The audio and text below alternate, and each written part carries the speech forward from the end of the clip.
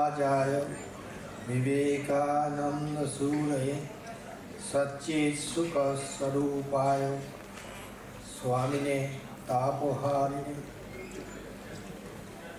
मंचे उपविष्ट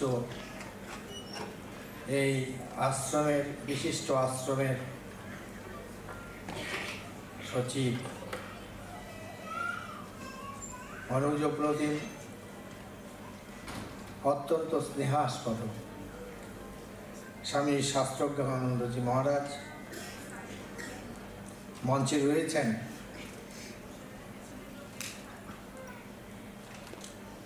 স্বামী দেবেশ্বরানন্দজি রয়েছেন। এই বিশিষ্ট আশ্রমটির যে কলেজ মহাবিদ্যালয়, সেই মহাবিদ্যালয়ের অধ্যক্ষ স্বামী একচিত্তানন্দজি,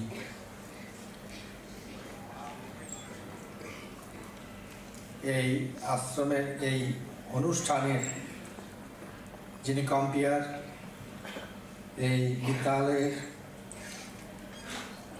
প্রধান শিক্ষক স্বামী ইষ্টেশানন্দজি, এবং অবশ্যই অত্যন্ত শ্রদ্ধেয় রামকৃষ্ণ মিশন নরেন্দ্রপুর তার পরিচালন সমিতির সহসভাপতি শ্রদ্ধেয় শ্রী সুনীল বরণ পট্টনায়ক এখানে রয়েছেন। উপস্থিত নরেন্দ্রপুরে কর্মরত আমার অগ্রজ প্রতিম এবং অনুজ প্রতিম সন্ন্যাসী বৃন্দ, স্নেহের ব্রহ্মচারী বৃন্দ এখানে রয়েছেন। নরেন্দ্রপুরে পাঠরত আমাদের যে ছাত্ররা রয়েছেন তাদের অভিভাবক এবং অভিভাবিকা বৃন্দা, এবং সাথে সাথে আমাদের যারা শিক্ষক, যারা অধ্যাপক, ওদের কথাও অবশ্যই উল্লেখ করতে হয়। এখানকার যারা প্রাক্তন ছাত্র একটি শিক্ষা প্রতিষ্ঠানে সবচাইতে মূল্যবান উপাদান, সাস্টেইনেবল এলিমেন্ট, একটি আধ্যাত্মিক প্রতিষ্ঠানকে যাচাই করা হয়, তার উৎকর্ষতা যাচাই করা হয় যে কত সন্ত মহাপুরুষ সেই প্রতিষ্ঠান থেকে বেরিয়েছেন, সেই প্রতিষ্ঠান নির্মাণ করেছেন। ঠিক তেমনি একটি বিদ্যালয় বা মহাবিদ্যালয় একটি শিক্ষা প্রতিষ্ঠান, সেই শিক্ষা প্রতিষ্ঠানেরও যদি সত্যি সত্যি তার মূল্য নির্ধারণ করতে হয় তাহলে অবশ্যই অবলোকন করতে হবে বিদ্যার্থী নয়, শিক্ষক নয়, পরিচালক নয়, অশিক্ষকর্মী নয়, সেটি হচ্ছেন প্রাক্তনী। সমাজে বিশিষ্ট প্রাক্তনী কতজন সেই প্রতিষ্ঠানটি নির্মাণ করেছে। আমি বলি যে একটা শিক্ষা প্রতিষ্ঠানে যদি সবচেয়ে সাস্টেইনেবল এলিমেন্ট থাকেন কেউ, সেটি হচ্ছে প্রাক্তনী। তার কারণ হচ্ছে যে একজন শিক্ষক তিনি অবসর গ্রহণ করেন, একজন সন্ন্যাসী তিনি অন্যত্র চলে যান বদলি হয়ে, একজন ছাত্র তার ছাত্র জীবন শুরু করে অন্যত্র চলে যায়, কিন্তু an alumnus remains an alumnus till the last breath of his life. যে পূর্বতন ছাত্র, প্রাক্তন ছাত্র, সে কিন্তু তার জীবনের শেষ নিঃশ্বাস পর্যন্ত প্রাক্তন ছাত্র। সেজন্য সবচাইতে সাস্টেইনেবল ফ্যাক্টর একটা শিক্ষা প্রতিষ্ঠানে হচ্ছে প্রাক্তন ছাত্র। আমি সবাইকে শ্রদ্ধা জানাই, নমস্কার জানাই, অভিনন্দন জানাই, শুভেচ্ছা জানাই। এই পবিত্র দিনে, আজকের দিনটি সমস্ত সনাতন ধর্মের যারা অনুসারী তাদের কাছে অত্যন্ত প্রিয়, অত্যন্ত পবিত্র, অত্যন্ত শ্রদ্ধা। অক্ষয় তৃতীয়া বলা হয় যে এই দিনে খুব ভালো কাজ করলে সে পুণ্য অনেক দিন থাকে, অক্ষয় থাকে। সে যাই হোক, আমাদের কাছে সবচাইতে বেশি প্রাসঙ্গিকতা এই অক্ষয় তৃতীয়ার হচ্ছে যে আমাদের প্রতিষ্ঠানের শুরুবাত হয়েছিল এই অক্ষয় তৃতীয়াতে। এবং অত্যন্ত আনন্দের কথা যে আজকে এই দিনটিকে স্বামী লোকেশ্বরানন্দ স্মারক দিবস হিসেবে পরিপালন করা হচ্ছে, উদযাপন করা হচ্ছে। Swami Lokeshwaranandaji is a nostalgia for me. Swami লোকেশ্বরানন্দজিকে যতবারই আমি যত দেখেছি আমি আশ্চর্য হয়ে গেছি যে মানুষ কি দেবতা, মানুষের দেবতা করি, দেবতারে মানুষ। সেটাই ছিলেন স্বামী লোকেশ্বরানন্দ। একজন ইংরেজ সাহিত্যিক বলেছিলেন, bright as a light house, tall as a tower. একটা লাইট হাউস, বাতিস্তম্ভ, তার মতো উজ্জ্বল ছিলেন Lokeshwaranandaji. Tall as a tower, একটা বিরাট স্তম্ভ, সেই স্তম্ভের মতো উঁচু ছিলেন স্বামী লোকেশ্বরানন্দ। স্বামী লোকেশ্বরানন্দজির গভীরতার পরিমাপ করা আমার পক্ষে সামান্য লোকের কাজ নয়, সম্ভব নয়। স্বামী লোকেশ্বরানন্দজি রামকৃষ্ণ ভাবান্দোলনে এক বিশিষ্ট ব্যক্তিত্ব শুধু নয়, আমরা কথায় বলি সাঙ্গ পাঙ্গ। সাঙ্গ অঙ্গের সঙ্গে সাঙ্গ, আর পাঙ্গ হচ্ছে উপাঙ্গ। তা আমরা যদি স্বামী বিবেকানন্দ থেকে শুরু করে লাটু মহারাজ পর্যন্ত, অদ্ভুতানন্দজি পর্যন্ত শ্রীরামকৃষ্ণের পার্শ্বদ হিসেবে ধরি, ওরা হচ্ছেন অঙ্গ। আর উপাঙ্গ এসেছিলেন শ্রীরামকৃষ্ণের সেই কাজ, সেই যে মিশন এবং ভিশন, তাকে বাস্তবে রূপান্তরিত করবার জন্য। এবং সেই উপাঙ্গে যদি কোনো সময় একটি তালিকা তৈরি হয়, তাহলে অবশ্যই আমার স্থির বিশ্বাস সেই তালিকাতে একটি ভাষ্য, একটি প্রজ্জ্বল নাম স্বামী লোকেশ্বরানন্দ। আজকের দিনে আমি কিছু বলবার আগে অবশ্যই ভূমিষ্ঠ প্রণাম জানাই ঠাকুর মা এবং স্বামীজি এই আধ্যাত্মিক ত্রয়ীকে। তারপরই আনন্দভূমি প্রণাম জানাই সেই মহাপুরুষকে যার নাম ছিল স্বামী লোকেশ্বরানন্দ। আমাকে বলতে বলা হয়েছে 125 বছর রামকৃষ্ণ মিশনের। 125 নয়, আজকে আমরা দাঁড়িয়ে আছি 128তম রামকৃষ্ণ মিশনের 128তম বর্ষে, জন্মবর্ষে, অর্থাৎ 127 বছর। কিন্তু তথাপি যেহেতু আমরা কয়েকদিন আগেই সারা পৃথিবী 125 বছর উদযাপন করেছে স্বামী বিবেকানন্দ। 125 বছর একটি প্রতিষ্ঠানের ক্ষেত্রে খুব মহত্বপূর্ণ নয়, আবার মহত্বপূর্ণ। আমার মনে পড়ে যখন আমাদের এই 125 বছর সম্পর্কে ভাবনা চিন্তা চলছে, সেই সময়ে ভারত সরকারের সংস্কৃতি মন্ত্রক আমাকে একটি চিঠি পাঠিয়েছিলেন।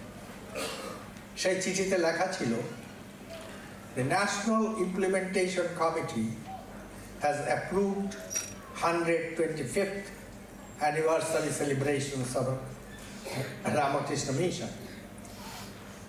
The National Implementation Committee, Bharat সরকারের যে জাতীয় কর্মরূপায়ণ সংস্থাটি আছে, যার নেতৃত্বে আছেন ভারতের স্বরাষ্ট্রমন্ত্রী, ওরা রামকৃষ্ণ মিশনের 125 বছর উদযাপন তাকে অনুমোদন দিয়েছেন। আমি খুব আশ্চর্য হলাম। আশ্চর্য এই জন্য হলাম যে আমি কখনো বা আমরা কখনো ভারত সরকারের কাছে কোনো আবেদন করিনি এই ব্যাপারে। আমাদের হচ্ছে একটি আধ্যাত্মিক প্রতিষ্ঠান, আমাদের হচ্ছে একটা ফিলান্থ্রপিক অর্গানাইজেশন। সেখানে ভারত সরকারের কাছে এই সংঘে, এই সংস্থার 125 বছর পরিপালন, সেটি ভারত সরকারের কাছে তাদের দৃষ্টিতে আনার কোনো প্রেক্ষিত ছিল না, কোনো প্রেক্ষাপট ছিল না। আমি ভাবলাম যে আমাদের কোনো অত্যুৎসাহী কেন্দ্রের কোনো প্রধান তিনি লিখে থাকতে পারেন, কিন্তু সমস্ত খোঁজ খবর নিয়ে আমি দেখলাম যে কেউ লেখেননি ভারত সরকার। তখন আমি প্রধানমন্ত্রীর দপ্তরে ফোন করলাম, ফোন করে প্রধানমন্ত্রীর সেক্রেটারিকে জিজ্ঞেস করলাম যে how is it that the National Implementation Committee has approved the 125th anniversary of Ramakrishna Mission. We have never applied for this. We have never spoken about this. ওরা আমায়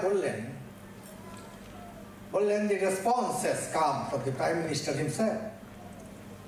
প্রধানমন্ত্রী স্বয়ং এই প্রস্তাব ন্যাশনাল ইমপ্লিমেন্টেশন কমিটির কাছে পাঠিয়েছেন। প্রধানমন্ত্রী বলেছেন the 125 of Ramakrishna Mission is a milestone in the history of modern India. আধুনিক ভারতের ইতিহাসে 125 বছর রামকৃষ্ণ মিশনের এটি হচ্ছে স্মৃতি ফলক, একটি স্মৃতি স্তম্ভ।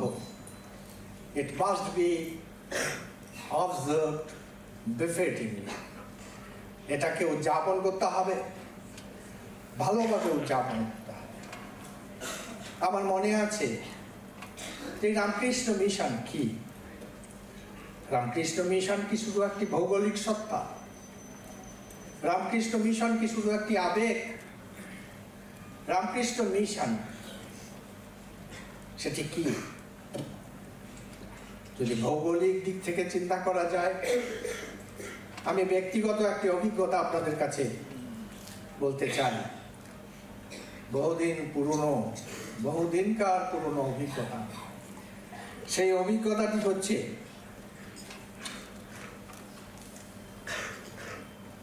যে আমি তখন ব্রহ্মচারী প্রশিক্ষণ কেন্দ্রে প্রশিক্ষণরত একজন ব্রহ্মচারী। আমি 70-এর দশকের প্রথম দিককার কথা বলছি। একদিন সন্ধ্যাবেলায়, সন্ধ্যা আরতির আগে আরতিতে যাবার জন্য প্রস্তুত হয়ে আমি স্বামীজির ঘাটে বসেছিলাম। সেদিন আমার একটি অভিজ্ঞতা হয়েছিল। দেখলুম একটি বিহঙ্গ, সেই বিহঙ্গ চতুর্দিকে যাচ্ছে। সেই বিহঙ্গটি উত্তরে গেল, উত্তর দিল না কোনো উত্তর, গেল পূব, পূব দেখালো না কোনো আলো দিশারা, গিয়েছিল দক্ষিণে, দক্ষিণ দেখায়নি কোনো দাক্ষিণ্য, গেল পশ্চিমে, পশ্চিম দেখালো না কোনো দিগদর্শন। শ্রান্ত ক্লান্ত সেই বিহঙ্গটি গঙ্গাবক্ষে অপেক্ষমান একটি বিরাট জাহাজ, সেই জাহাজের মাছ তুলে এসে বসলো। আমার সেদিন মনে হয়েছিল এই বিহঙ্গ আর কেউ নয়, এই বিহঙ্গটি নরেন্দ্রনাথ ভাবিকালের স্বামী বিবেকানন্দ।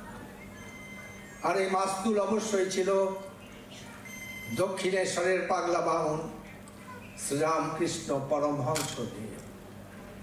আর এই জাহাজ, আমরা যখন রামকৃষ্ণ বিবেকানন্দ ভাবান্দোলনের কথা বলি, আমরা কিন্তু মায়ের কথা বলি না, কিন্তু এই রামকৃষ্ণ বিবেকানন্দের মাঝখানে যে হাইপেন আছে, যে সংযোগকারী শক্তি আছে, সেই হাইপেনটি হচ্ছেন আমাদের মা, আমার মা, তোমার মা, আপনার মা, সবার মা। আর সেই জাহাজটি হচ্ছেন আমাদের মা।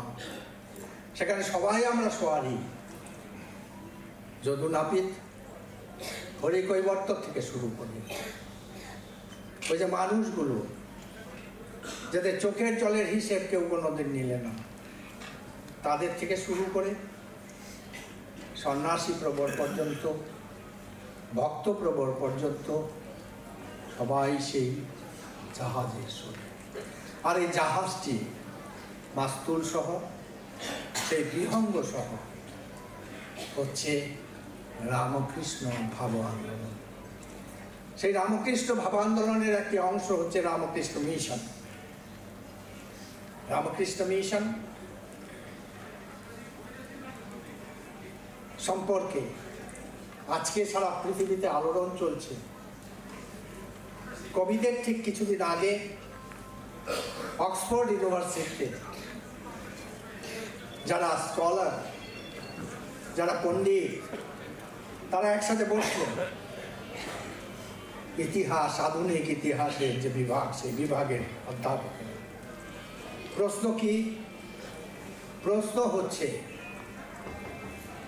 হচ্ছে যে 125 বছর, 125 বছরে অনেক মাল্টিন্যাশনাল কর্পোরেশন তারা জন্মেছে, they have withered away, শুকিয়ে গেছে। 125 বছরে তাদের অকাল মৃত্যু হয়েছে। কিন্তু একটি ধর্মীয় প্রতিষ্ঠান, ওরা বলছেন 1600 মণ্ডিত মস্তক সন্ন্যাসী ও ব্রহ্মচারী সমস্ত পৃথিবীতে একটি আন্দোলন গড়ে তুলেছে। ওরা প্রফেশনাল নয়, নন প্রফেশনাল, আনপ্রফেশনাল। তারা আজ সমস্ত পৃথিবীতে তুফান তুলে দিয়েছে। সেই যে কোন প্রতিষ্ঠান, সেই প্রতিষ্ঠান এগিয়ে চলেছে চরৈবীতি, growing from heights to heights. কি রহস্য? এটি হচ্ছে অক্সফোর্ড ইউনিভার্সিটির ইতিহাস বিভাগের প্রশ্ন। কিছুদিন পর আমি ফোন পেলাম। ফোন করলেন কে? ফোন করলেন অক্সফোর্ড ইউনিভার্সিটির ইতিহাসের প্রধান অধ্যাপিকা, যার নাম আপনারা কেউ কেউ শুনে থাকবেন। বিশেষ করে যারা স্বামীজিকে নিয়ে চর্চা করেন অবশ্যই শুনে থাকবেন। তিনি আমায় ফোন করলেন যে আমি অ্যাপয়েন্টমেন্ট চাই আপনার কাছে। আমি 7 দিনের মধ্যে ওকে অ্যাপয়েন্টমেন্ট দিলাম। উনি এলেন। ওর নাম হচ্ছে হ্যারিস রুথ। তিনি ইদানিংকালে একটি বিখ্যাত বই লিখেছেন। বইটি 23 সালের এপ্রিল মাসে কেমব্রিজ ইউনিভার্সিটি প্রকাশ করেছে। সে বইটির নাম কি? Swami Vivekananda the world Guru. Swami Vivekananda the world গুরু। বইটি এনসাইক্লোপিডিয়া ব্রিটানিকার সাইজের বই। তো এসেছিলেন রুথ আমার কাছে কয়েকটি ব্যাপারে আলোচনা করতে, কয়েকটি ব্যাপারে আমাদের আর্কাইভসে সহায়তা দিতে। তা আমি রুথকে জিজ্ঞেস করলাম, well, how many people in Oxford do know Vivekananda? অক্সফোর্ডে কতজন বিবেকানন্দকে চেনে? রুথ মৃদু হেসে বললেন, স্বামী, you better ask me how many people in Oxford do not know Vivekananda. আপনি বরং আমায় প্রশ্ন করুন, অক্সফোর্ডে কতজন বিবেকানন্দকে জানেন? কিছুদিন আগে হ্যারিস এসেছিলেন কলকাতায়, আমাকে ফোন করেছিলেন। যদুনাথ সরকারের বাড়িতে একটি চা চক্রে আলোচনা সভায় তিনি এসেছিলেন। তারপর একটি কবিদের ঠিক আগেই আরেকটি ঘটনা ঘটে, সেটি রোমহর্ষক। সেটি কি? চায়নার কনসাল জেনারেল কলকাতায় যিনি আছেন, তিনি এখনো আছেন, আমার সঙ্গে একটা অ্যাপয়েন্টমেন্ট চাইলেন। আমি পরের রোববারে অ্যাপয়েন্টমেন্ট দিলাম। কনসাল জেনারেল প্রচুর চা নিয়ে এলেন, আর China is so famous for packaging. আমি ওকে যে বললাম যে have you come here to market tea? তো উনি হেসে বললেন নো, কিন্তু হেসে যেটা বললেন একটি মারাত্মক কথা। সেটি কি? বললেন, I have come here to market Vivekananda. আমি এখানে চায়ের ব্যবসা করতে আসিনি, আমি বিবেকানন্দকে নিতে এসেছি। বহুক্ষণ আলোচনা হলো। বললেন, দেখো দেখো Swamiji, we have reached a great in material plane. টাকা পয়সা সম্পদ, এতে আমরা একটি অত্যন্ত উল্লেখযোগ্য অবস্থায় আছি। কিন্তু আজকে আমাদের সভ্যতা অত্যন্ত একটি ক্রান্তিকারী অবস্থায় আছে, বিপজ্জনক অবস্থায় আছে। We are face to face with a grave crisis. যে সেটি কি? উনি বললেন যে আমাদের যারা ছেলেমেয়েরা মহাবিদ্যালয় বিশ্ববিদ্যালয়ে যাচ্ছে, they're suffering from a deficit, a severe crunch. বলে সেই ক্রাঞ্চটি কি? Values deficit. আমাদের সম্পদ আছে, আমাদের অর্থ আছে, আমাদের বিজ্ঞান আছে, আমাদের জ্ঞান আছে, কিন্তু ভ্যালুজ নেই। I have come to you at the behest of the highest political leadership of my country. এসেছেন, তাই বললাম তুমি বলো আমায় কি করতে হবে আমাদের। বললেন, আমাদের যারা পণ্ডিত, আমাদের যারা শিক্ষা চালান চায়নাতে, আমাদের যারা রাজনৈতিক নেতৃত্ব, তারা একমত যে যদি আমরা বাঁচতে চাই, যদি আগামীকালের সূর্যোদয় আমরা সত্যি সত্যি দেখতে চাই, তাহলে একটি উপায়, আর সেই উপায়টি হচ্ছে Vivekananda. Vivekananda is the only answer to address this problem. এই সমস্যার সমাধান করতে পারেন একটি ব্যক্তিত্ব, সেই ব্যক্তিত্ব বিবেকানন্দ। তিনি বললেন, বিবেকানন্দ ভারতবর্ষের সবচাইতে বেশি পূজনীয়, পূজ্য, শ্রদ্ধাস্পদ দার্শনিক নন, শুধু ভারতবর্ষের নন, তিনি চায়নারও সবচাইতে বেশি, the most eminent and celebrated philosopher in China। এবং তারপর যা বললেন সেটা শুনে আমি জানি না বামপন্থী ভাইয়েরা আমাকে মারতে আসবেন কিনা। তিনি বললেন, we have learned socialism not from Marx or Lenin, we have learned socialism from Vivekananda.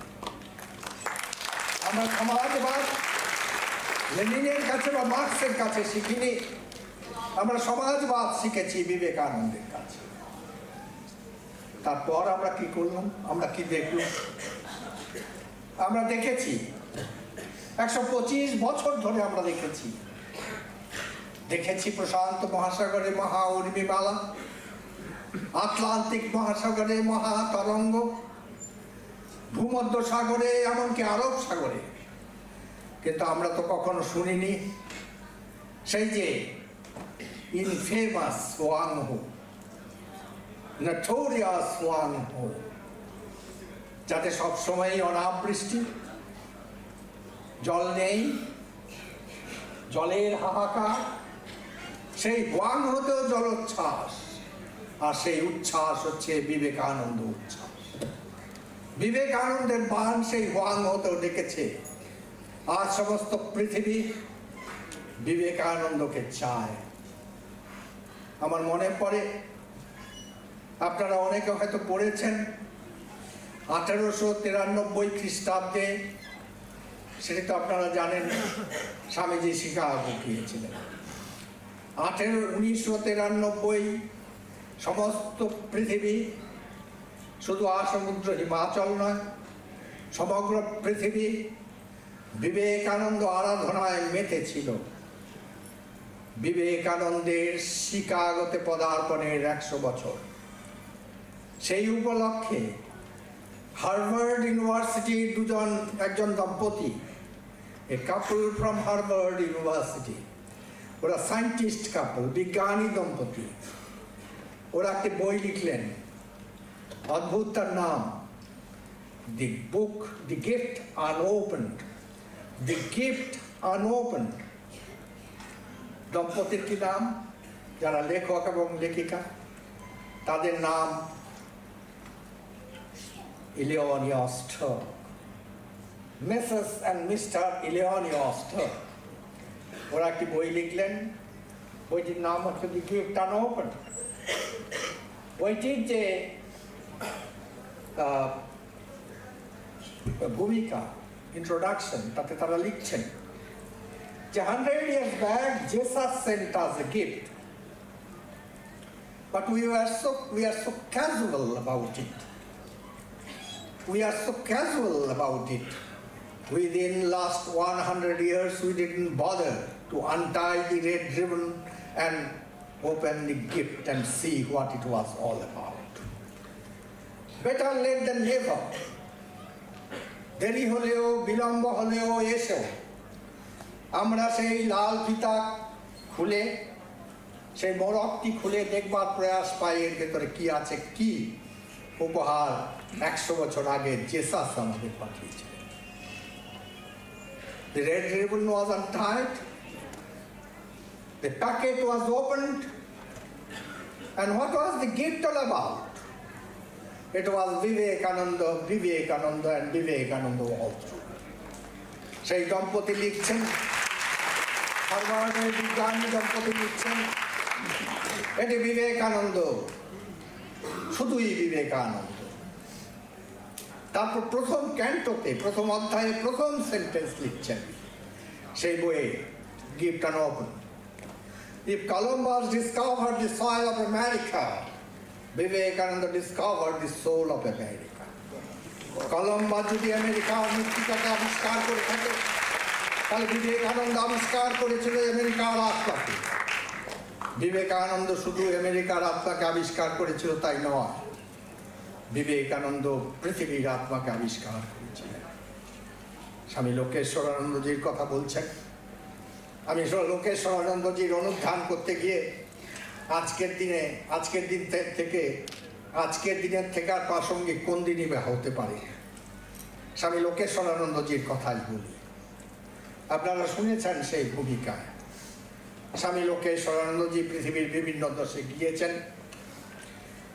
তিনি সোভিয়েত রাশিয়াতেও গিয়েছেন।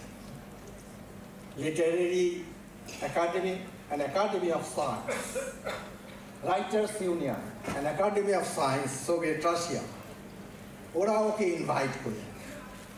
কি করে লোকেশ্বরানন্দজি সোভিয়েত রাশিয়াতে গেলেন? সোভিয়েত রাশিয়াতে ধর্মের প্রচার নেই, ধর্মের প্রচার করতে দেওয়া হয় না, কিন্তু একটি চার্চ আছে, তার নাম হচ্ছে অর্থোডক্স চার্চ। সেই চার্চের 1000 বছর পূর্তি উৎসব ছিল। সমগ্র পৃথিবীর যারা প্রধান, তাদের আমন্ত্রণ জানানো হয়েছিল, ভারতকে আমন্ত্রণ জানানো হয়েছিল। ভারত থেকে স্বামী লোকেশ্বরানন্দজিকে অনুরোধ করা হয়েছিল ভারতের প্রতিনিধিত্ব করবার জন্য। লোকেশ্বরানন্দজি একটি হোটেলে ছিলেন। ইউনিয়ন, যেটা writers union of writers union, তাদের চেয়ারম্যান এবং একাডেমি অফ সায়েন্সের চেয়ারম্যান, ওরা সম্মিলিতভাবে লোকেশ্বরানন্দজি যে হোটেলে ছিলেন সেই হোটেলে গেলেন। কেন গেলেন, কি করে গেলেন?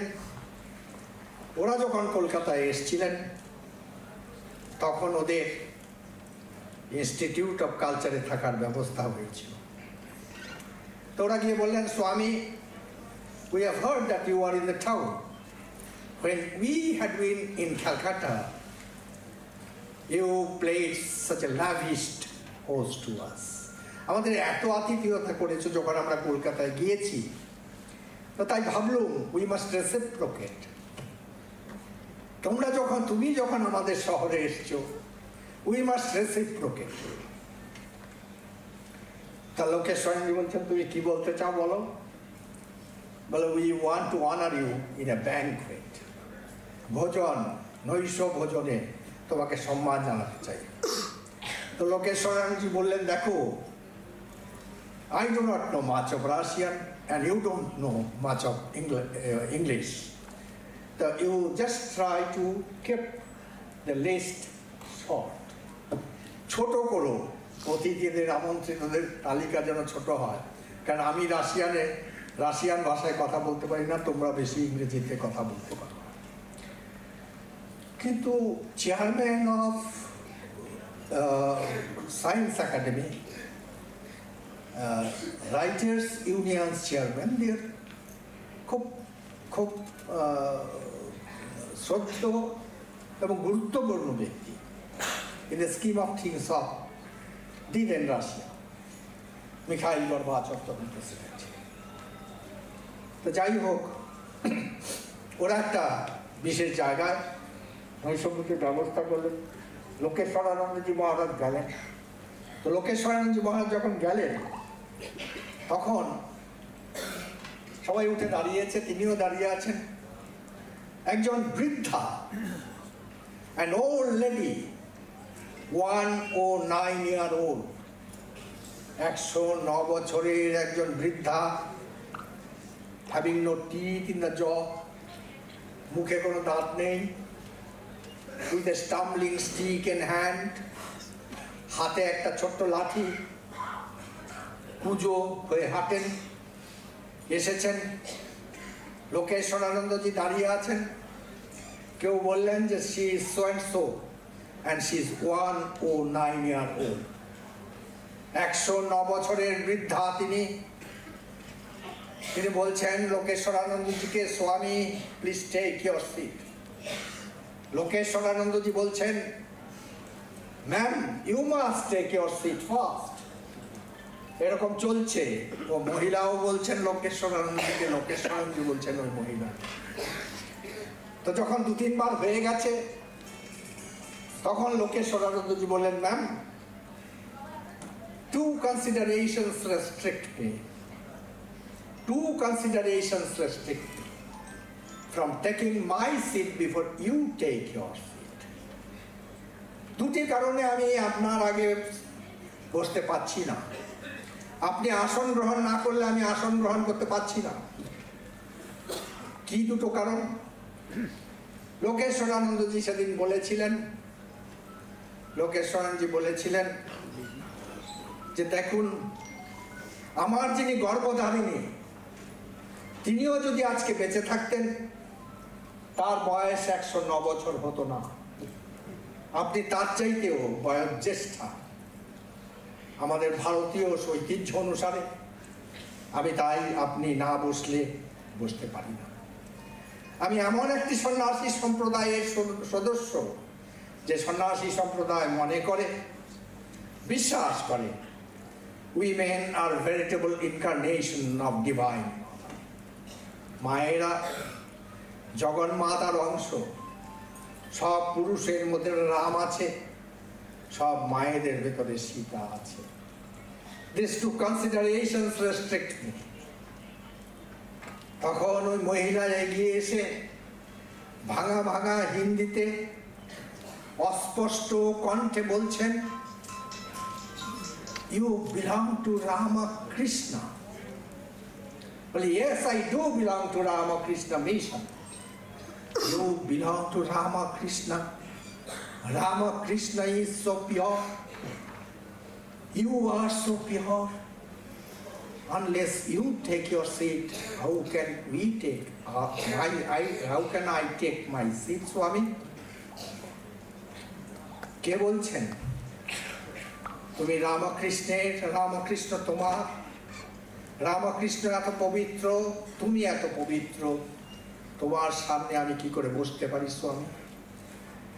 বলছেন 109 বছরের সেই বৃদ্ধা, যে বৃদ্ধা সাংস্কৃতিক বিপ্লবের সময়ে রাশিয়াতে 1917 সালে ভ্লাদিমির লেনিনের পার্সোনাল সেক্রেটারি ছিলেন।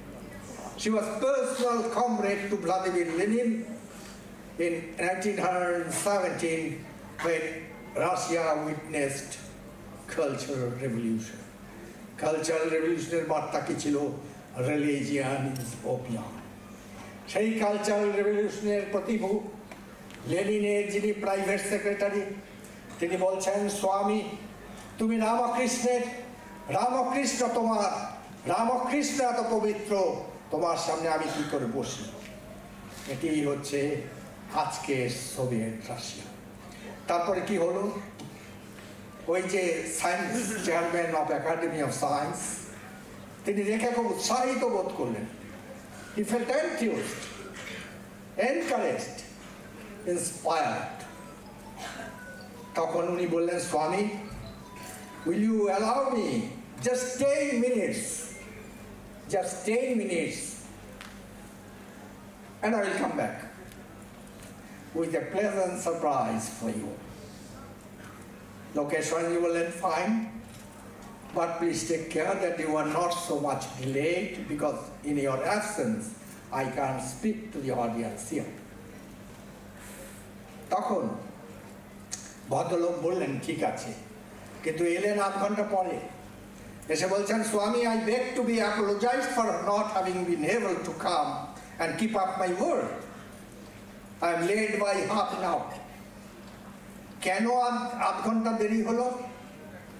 আধ ঘন্টা দেরি হলো, তিনি দুটো অ্যালবাম এগিয়ে দিলেন লোকেশ্বরানন্দজির হাতে, বলল these are so sacred, so pure, how can I touch these albums unless I take a thorough wash?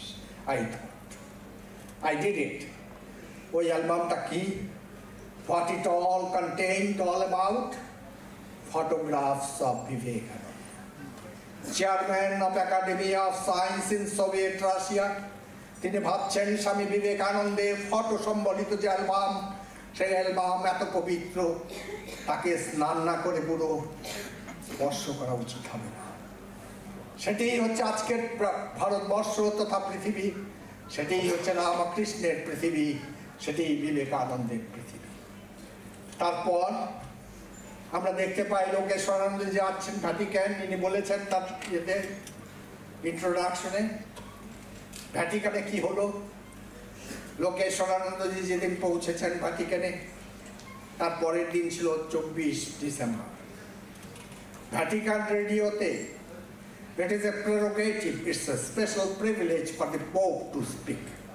Pope ছাড়া আর কেউ ভ্যাটিকান রেডিও থেকে বক্তৃতা দিতে পারে, সারমন দিতে পারেন না। কিন্তু লোকেশ্বরানন্দজিকে সেই rare privilege, that courtesy was extended to Lokeshwaranandaji. এবং পোপ বলেছিলেন স্বামীজি তুমি যদি শ্রীরামকৃষ্ণ এবং যীশু খ্রিস্টের উপর বক্তৃতা দাও আমি খুব খুশি হব। লোকেশ্বরানন্দজি বলেছিলেন, পোপ ইমপ্রেসড হয়েছিলেন, কাউকে পাঠালেন লোকেশ্বরানন্দজিকে ডাকবার জন্য। লোকেশ্বরানন্দজি যখন গেলেন, লোকেশ্বরানন্দজি ভাবলেন pope is the emperor of 1/3 pupils third, তিনি হচ্ছেন পৃথিবীর 1/3 মানুষের হৃদয় সম্রাট। তিনি কি আমাদের মতো একজন ছোট্ট সংগঠন রামকৃষ্ণ মিশন তাকে চিনবেন না? তার কথা শুনেছেন। তাই রামকৃষ্ণ মিশনের কথা লোকেশ্বরানন্দজি বললেন না। লোকেশ্বরানন্দজি বলেছিলেন I am Swami Lokeshwarananda, I belong to an organization which is the poorest, the smallest, and the youngest order of monks in the world. একথা যখনই বললেন যে আমি হচ্ছে এমন একটি সন্ন্যাসী সম্প্রদায়ের প্রতিনিধি, যে সন্ন্যাসী সম্প্রদায়টি সবচাইতে দরিদ্রতম, ক্ষুদ্রতম, কনিষ্ঠতম সম্প্রদায় পৃথিবীর মধ্যে। ও উঠে দাঁড়িয়ে বললেন, স্বামী, I know everything about you. You belong to Ramakrishna Mission. It is true. You are the smallest, the youngest, and the poorest order of monks in the world. True. But spiritually today, you are the most powerful order of monks in the world. এটা সত্যি, তোমরা দরিদ্রতম, তোমরা ক্ষুদ্রতম, তোমরা কনিষ্ঠতম সন্ন্যাসী সঙ্গ, কিন্তু যদি সত্যি সত্যি বলতে হয় তাহলে শুনে রাখো, আজকের দুনিয়াতে আধ্যাত্মিক দিক থেকে তোমরা হচ্ছ সর্বশ্রেষ্ঠ, সবচাইতে ধনী সন্ন্যাসী সম্প্রদায়। কারণ কি? আমরা ঠাকুরের সঙ্গে কথা কইতে পারি। এই তো সেদিন ঠাকুর এসেছিলেন, আমার পাশের ঘরের লোক তিনি, তার সঙ্গে কথা কওয়া যায়, তাকে স্পর্শ করা যায়, তার সঙ্গে তাকে কথা বলা যায়। তেমনি আমাদের মা, তেমনি স্বামীজি মহারাজ, তারা রয়েছেন, তারা আমাদের সাথে আছেন, আমাদের ভেতরে রয়েছেন। তাই তো স্বামীজি বারবার করে বলছেন, বহুরূপে সম্মুখে তোমা চারিকতা খুঁজিছ ঈশ্বর, জীবে প্রেম করে যেই জন সেই জন সেবিছে ঈশ্বর। তো স্বাভাবিকভাবে পোপ বলছেন, জন পল II, spiritually you are the most powerful organization in the world, order of monks in the world. এ হচ্ছে পাশ্চাত্যের কথা। প্রাচ্যে আসুন। এই তো বছর দুয়েক আগে আপনারা জানেন আমরা 125 বছর উদযাপন করেছি সারা ভারতবর্ষে। তখন অনেক বার্তা আমি পেয়েছিলাম বিভিন্ন মহল থেকে। ভারতবর্ষের প্রেক্ষিতে 3টে বার্তার কথা আমার খুব বেশি মনে পড়ছে। একটি হচ্ছে অবশ্যই ভারতবর্ষের রাষ্ট্রপতি, আরেকটি প্রধানমন্ত্রী এবং পশ্চিমবঙ্গের মুখ্যমন্ত্রী। ভারতবর্ষের রাষ্ট্রপতি দ্রৌপদী মুর্মু আমাকে একটি চিঠিতে লিখলেন যে Ramakrishna mission is the symbol of integrity. Ramakrishna mission হচ্ছে সততার প্রতীক। প্রধানমন্ত্রী নরেন্দ্র মোদী লিখেছেন, whatever you do for the uplift of the present world, you must do it in Vivekananda way. যা কিছু তুমি করো আজকের পৃথিবীকে এগিয়ে নিয়ে যাবার জন্য, এটি করতে হবে স্বামী বিবেকানন্দ যে কথা বলেছেন, যে ভাষায় কথা বলেছেন, যে ভাবের কথা বলেছেন, সেই ভাবকে রূপায়িত করে। পশ্চিমবঙ্গের মুখ্যমন্ত্রী বলেছেন, Ramakrishna mission is excellence, excellence means Ramakrishna mission. Ramakrishna mission হচ্ছে উৎকর্ষতার প্রতীক, উৎকর্ষতার অর্থই হচ্ছে রামকৃষ্ণ মিশন। এই যে রামকৃষ্ণ মিশন, যার 125 বছর উদযাপিত হয়েছে কিছুদিন আগে, তা সেই রামকৃষ্ণ মিশন কি? Ramakrishna Mission is a historical necessity. Ramakrishna Mission is not an accident, it's an incident. Ramakrishna Mission কোনো আকস্মিক ঘটনা নয়, এটা একটি পরিকল্পিত ঘটনা। Ramakrishna Mission is a historical necessity. যখন স্বামী বিবেকানন্দের আবির্ভাব হলো, যখন শ্রীরামকৃষ্ণ সমস্ত সাধনায় সিদ্ধ হলেন, মা ভবতারিণী কতগুলো ম্যান্ডেট দিয়েছিলেন ঠাকুরকে। তার মধ্যে একটি ম্যান্ডেট ছিল এক নতুন ধর্মচক্র রূপায়ণ, স্থাপন, পরিচালন, সঞ্চালন। আর সেই নতুন ধর্মচক্রটি হচ্ছে রামকৃষ্ণ মিশন। 1884 সালে আমরা দেখতে পাই দক্ষিণেশ্বরে সেই ছোট ঘরটিতে বসে আছেন ঠাকুর। তার পরিচিত তক্তপোষে তিনি বসে আছেন। রয়েছেন নরেন, রয়েছেন শরৎ, আর রয়েছেন জিসি। বৈষ্ণব ধর্ম সম্পর্কে আলোচনা হচ্ছে। বৈষ্ণব ধর্মের যে মূল কথা সেটি কি? জীবে দয়া, নামে রুচি, বৈষ্ণব পূজন। জীবে দয়া বলার সঙ্গে সঙ্গে ঠাকুর আর্তনাদ করে উঠলেন, বলে বলছো কি? তুমি কি টানুকির জীব, তুমি আমার দয়া কি করবে? বলো সেবা, বলো পূজা। ঘর থেকে বেরিয়ে এলেন আশ্চর্য বক্তা কুশলেশ্ব লব্ধা, আশ্চর্য জ্ঞাতা কুশলানুশিষ্টা। Wonderful is the speaker who speaks it, wonderful is the teacher who teaches it, and wonderful is the student who listens to it and immediately realizes the truth thereof. সেই ওয়ান্ডারফুল শিক্ষকের নামই হচ্ছে শ্রীরামকৃষ্ণ। আর সেই যে আশ্চর্য শ্রোতা তিনি ছিলেন নরেন্দ্রনাথ। বেরিয়ে এলেন নরেন্দ্রনাথ, বেরিয়ে এলেন জিসি, বেরিয়ে এলেন শরৎবাবু, শরৎচন্দ্র চক্রবর্তী তদানীন্তন পরবর্তী সময়ে স্বামী সারদানন্দ। কি হলো? আমরা দেখতে পাই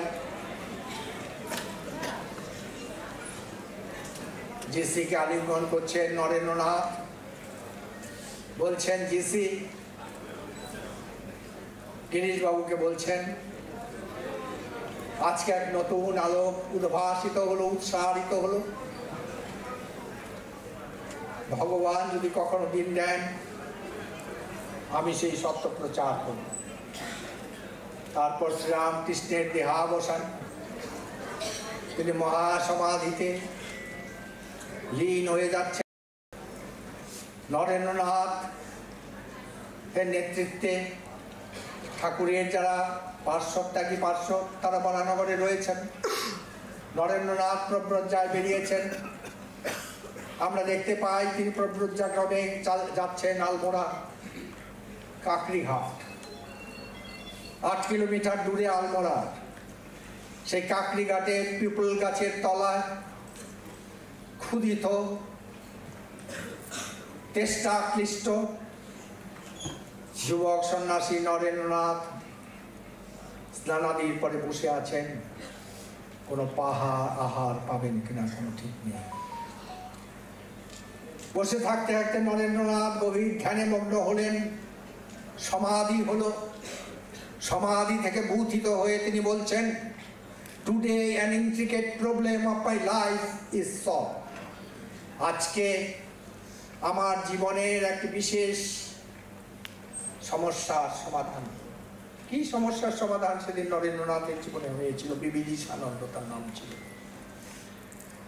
এই সমস্যার সমাধান হয়েছিল যে তিনি পিতার কাছ থেকে সম্পত্তি পেয়েছিলেন। কি সেই সম্পত্তি? যে মানুষ ভগবান। It is man is God, it is the ignorant to call a man a man. মানুষকে মানুষ বলে একজন ignorant, অজ্ঞ। মানুষ ভগবান। মানুষের সেবা হচ্ছে ঈশ্বর সেবা। কিন্তু আপনি যখন সম্পত্তি পাবার, যখন দেহাবসান হয়, সম্পত্তি পান সাকসেশন অ্যাক্ট অনুসারে, কিন্তু সম্পত্তির মালিক হলেও আপনি কতগুলো ব্যাপারে অসুবিধায় পড়েন। ইলেকট্রিক্যাল বিল আপনার নামে হয় না, হয় কি মিউনিসিপাল ট্যাক্সের বিল হয় না। সেটা প্রয়োজন মিউটেশন। বিবিদিশানন্দের প্রয়োজন ছিল মিউটেশন। আধ্যাত্মিক পিতা রামকৃষ্ণ পরমহংসের কাছ থেকে তিনি পেয়েছিলেন এই সম্পদ, যে মানুষ ভগবান ঈশ্বর দেউলে নেই, চার্চে নেই, মসজিদে নেই, গুরুদুয়ারাতে নেই, তিনি রয়েছেন তোমার মধ্যে, আমার মধ্যে।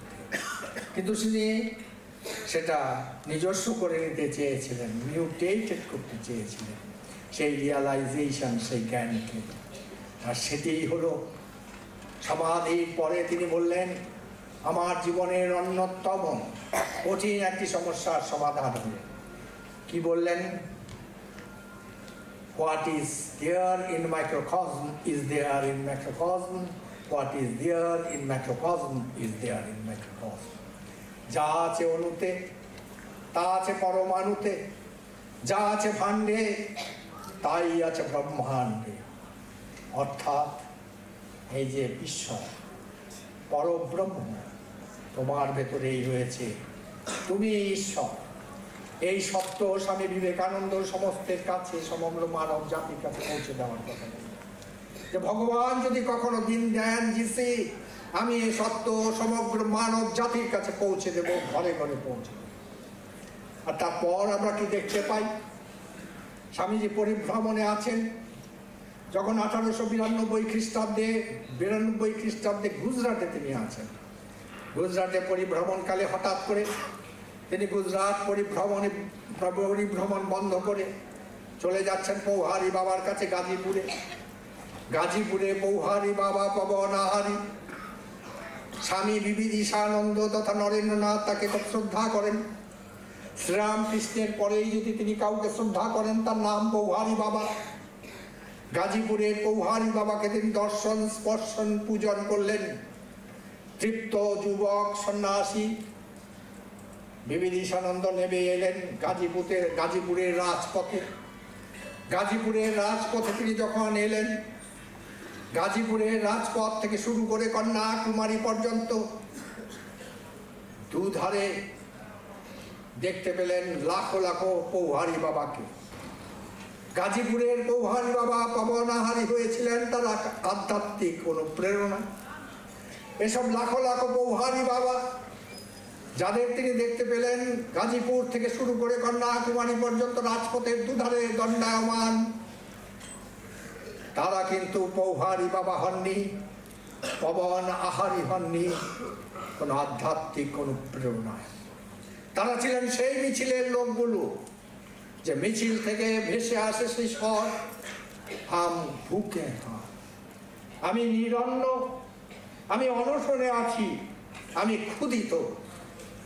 দেখলেন সেই পৌহারি বাবাদের গাজীপুর থেকে কন্যাকুমারী পর্যন্ত। কন্যাকুমারীর শেষ শিলাখণ্ডে বসে ধ্যানমগ্ন বিবিদিশানন্দ দেখেছিলেন ভারত মাতার মূর্তিকে জীর্ণ শীর্ণ। বললেন, এনাফ ইজ এনাফ, বহুত হয়েছে, এসো তোমার কাশিওর ঘন্টা গঙ্গাতে ফেলে দাও, throw the bells into the Ganges. নতুন ধর্ম, I give you a new religion, I give you a new man, I give you a new scripture. আমি তোমায় এক নতুন মানুষ দেব, তোমায় এক নতুন ধর্ম দেব, তোমায় এক নতুন শাস্ত্র দেব। কি বললেন? A religion which can't give piece of bread to a hungry man, a religion which cannot give medicine to a patient, a religion which can't give light of education to ignorant, a religion which can't stop the wells of the orphans, a religion which can't wipe out the widow's tears is no religion. সেটি হচ্ছে বেকুবি পড়া, সেটি হচ্ছে ভণ্ডামি, নামান্তর। যদি ধর্ম করতে চাও, তুমি সত্যি সত্যি ঈশ্বরের সেবা করতে চাও, ঈশ্বরের প্রিয় হতে চাও, তুমি সত্যি সত্যি যদি ঈশ্বর হতে চাও, তাহলে জেনে রেখো দেব ভূত্বা দেবং যজে। তুমি ঈশ্বর হয়ে যাও। তোমার সামনে যে লোকটি নিরন্ন, অসুস্থ, বিধবা, অনাথ, তাদের ক্রন্দন রোধ করবার চেষ্টা করো সেবার মাধ্যমে, পূজার মাধ্যমে। এটিই হচ্ছে রামকৃষ্ণ মিশন। আর এই রামকৃষ্ণ মিশন, এই যে মহাভাব সবে শুরু। আমরা সমস্ত পৃথিবীকে দেখছি উচ্ছ্বসিত। আর সেই যে রামকৃষ্ণ মিশন, সেই রামকৃষ্ণ মিশনের একজন পথিকৃৎ হচ্ছেন স্বামী লোকেশ্বরানন্দ। তাই লোকেশ্বরানন্দজিকে প্রণাম জানাই। এবং আমি আপনাদের, বিশেষ করে আপনাদের যিনি সম্পাদক স্বামী শাস্ত্রজ্ঞানন্দজি মহারাজ, শাস্ত্রজ্ঞানন্দজি মহারাজকে আমি কৃতজ্ঞতা জানাই, ধন্যবাদ জানাই যে তিনি আজকের দিনে আমায় স্মরণ করেছেন এই কাজের জন্য।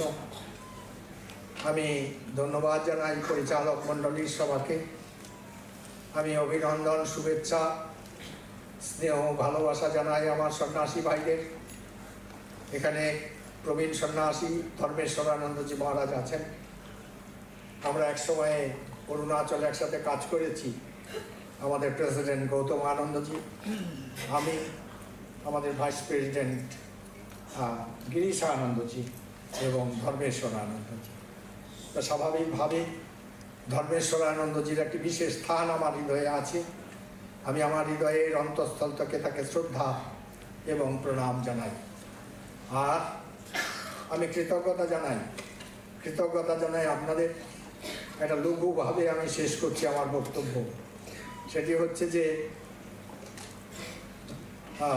এখন তো অনেক বেজে গেছে, 12:51। তো এক ভক্তলোক বক্তৃতা দিচ্ছেন। আমি যেমন চোখ খুলে বক্তৃতা দিই, তিনি চোখ খুলে বক্তৃতা দেন না, তিনি চোখ বুঝে বক্তৃতা। তো বক্তৃতা শুরু হয়েছে সন্ধ্যাবেলা।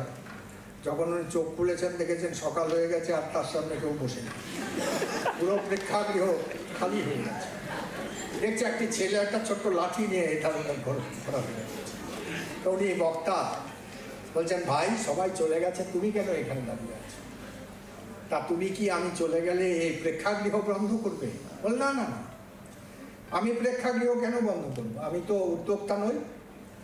আপনাকে যারা আমন্ত্রণ জানিয়েছেন, যারা উদ্যোক্তা, তারা তো এই প্রেক্ষাগৃহ বন্ধ করবে। তাহলে কি এই যে আমি চলে গেলে কার্পেট যে বেছানো আছে, কার্পেটগুলো তুমি কোথাবে? বলো না না না, এ কথা কেন জিজ্ঞেস করছেন? আমি তো বলেই দিয়েছি আমি উদ্যোক্তা নই। বলে তাহলে ভাই তুমি কষ্ট করে দাঁড়িয়েছো। বলে বুঝু, শুনুন, আমি অন্বেষণ করছি, খোঁজ করছি একজন। বলে কে আপনাকে আমন্ত্রণ জানিয়েছিল? তার খোঁজ করছি, তার সঙ্গে মোকাবিলা আছে। আপনাদের যদি অনুরূপ প্রতিক্রিয়া হয়ে থাকে আমার ভাষণ, তাহলে আমি আপনাদের অনুরোধ করব, আমি বেলুড় মঠে খানিকক্ষণ পরে চলে যাব। কিন্তু যারা থাকবেন তাদের মধ্যে কে আমায় নিয়ে এসেছেন তাকে অন্বেষণ করে তার সঙ্গে মোকাবিলা করবেন। ধন্যবাদ।